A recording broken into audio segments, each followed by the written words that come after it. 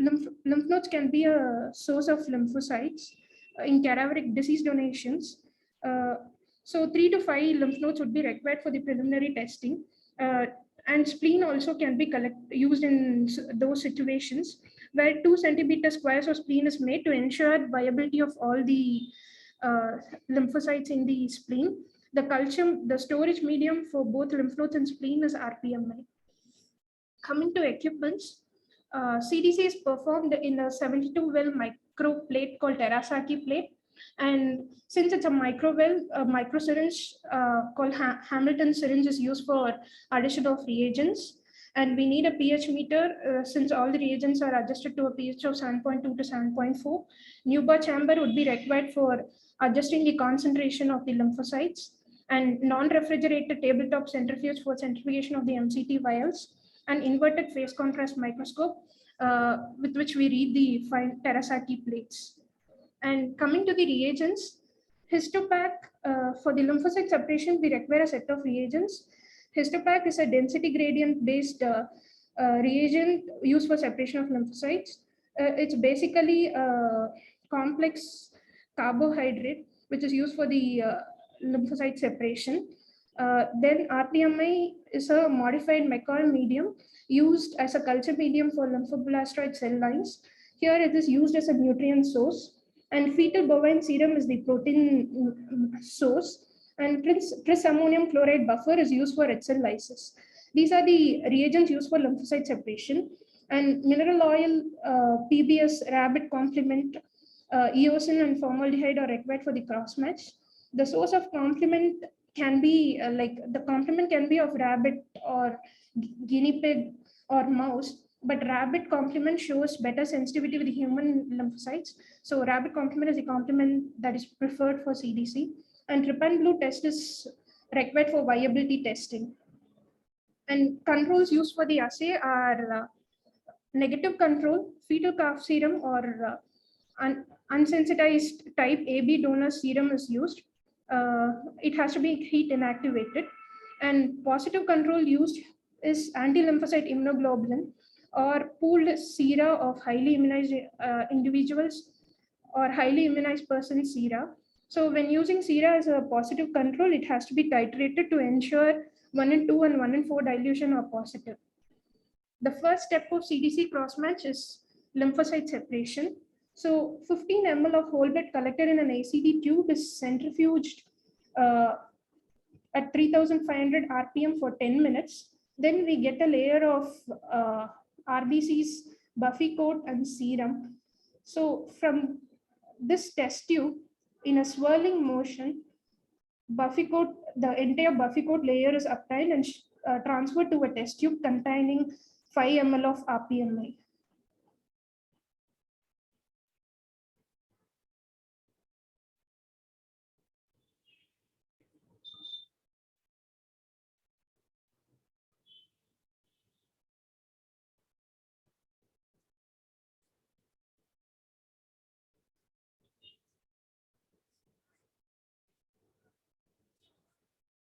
So the buffy coat RPMA are mixed well to generate a homogeneous mixture.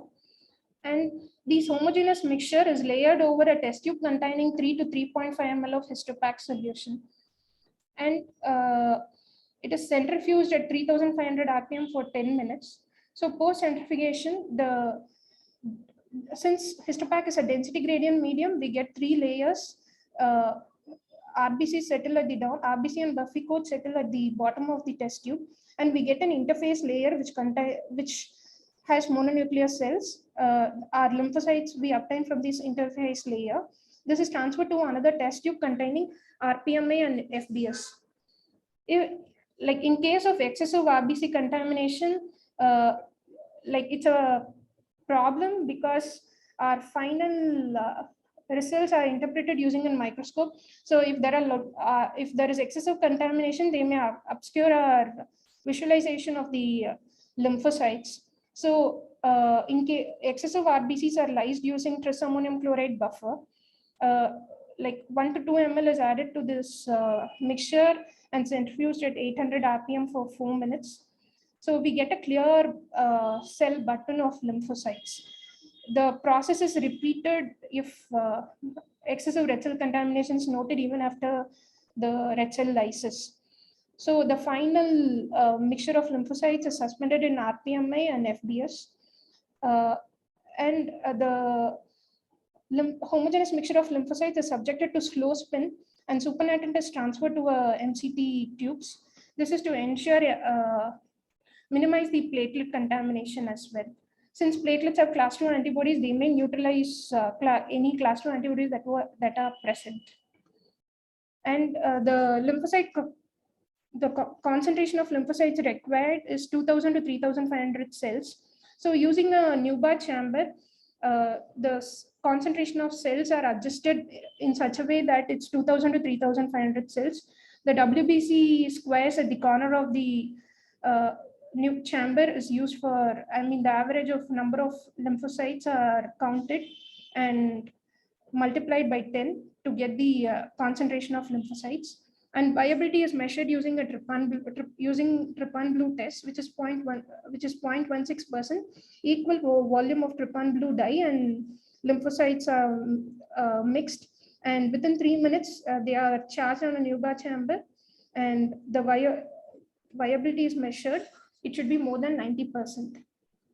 And to eliminate the effect of prozone, serum is we do the cross match in dilutions. So 2 MCT vials are labeled with the recipient ID with dilutions 1 and 2 and 1 and 4. And 50 microliter of PBS is added to 1 and dilution, and 150 microliter is added in 1 and 4 dilution. So to each of the vials, 50 microliter of anti-sera is 50 microliter of patient serum is added to obtain the dilution. Now this shows the plating format. Since we do auto cross match along with every donor recipient cross match, we have two negative controls for the patient lymphocytes and 2 negative control for the donor lymphocytes. And auto cross match is also performed in dilutions of patient serum. So it's done in duplicates. Donor recipient cross match, we have for each dilution, we have replicates of 4.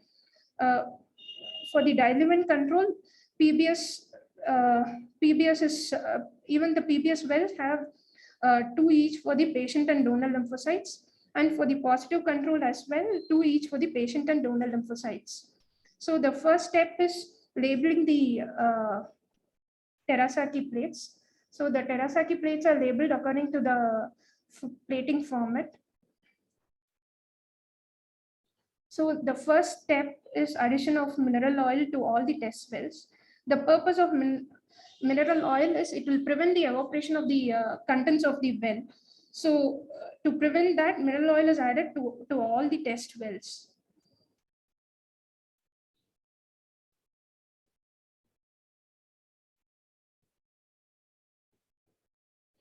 The second step is addition of negative control to the patient lymphocyte wells and donor lymphocyte wells, along with for the negative control wells.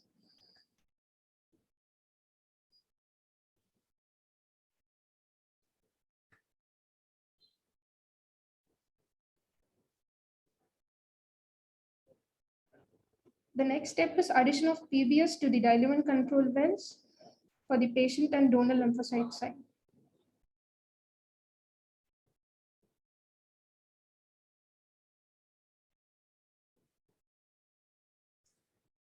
Then the next step is addition of patient serum to auto cross match wells and donor recipient cross match well. According to the dilutions, it's added.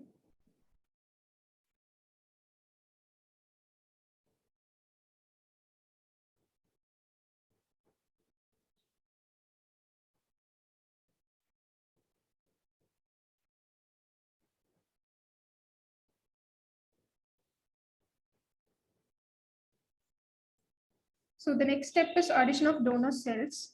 So in the auto cross match wells, patient lymphocytes are added. In the donor recipient cross match, donor lymphocytes are added.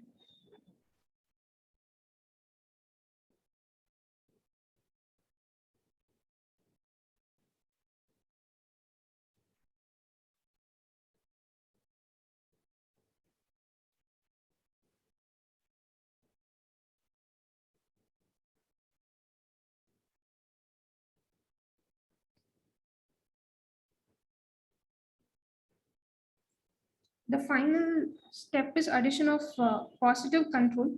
Always positive control is added at the end. Uh,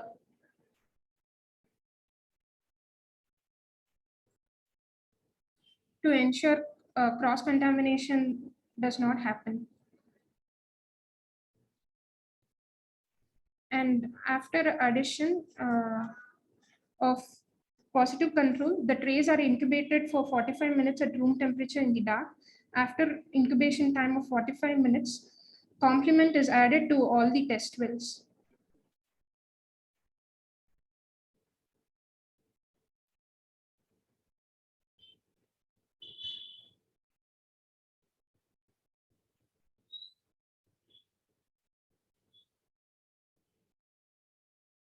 After addition of complement, the tray is incubated for 1 hour at room temperature in the dark. After 1 hour incubation, 5 microliter of eosin is added to all the test wells.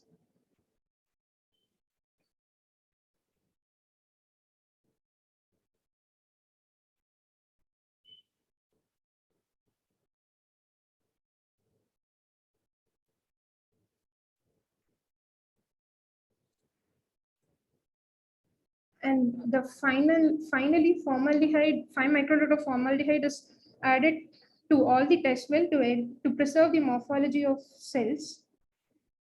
So after formaldehyde is added, we allow a time of 10 minutes for the cells to settle down. So after allowing a 10 minutes time for the cells to settle, the a cover slip is placed on the Terasaki plate to flatten the bubble to ensure visualization of cells is good under the microscope.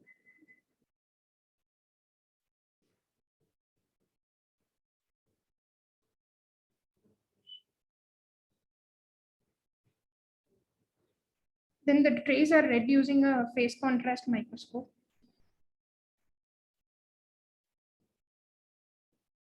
So if there are donor-specific antibodies, they activate complement and they cause cell death. Since the cell membrane of the dead cell is not intact, they'll take up stain. But in case of live lymphocytes, they don't take up stain. So under the phase contrast microscope, the live cell are small, bright, and refracted since they don't take up the stain. Since dead cell take up stain, they appear large, flat, and they stain dark.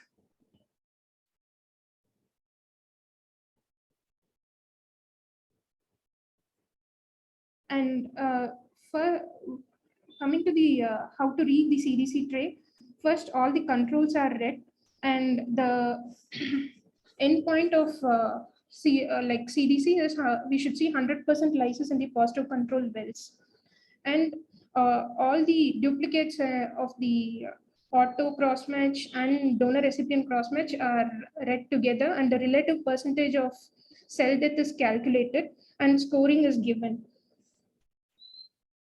So negative control is to demonstrate viable cells and to ascertain how much percentage of background cell death is there.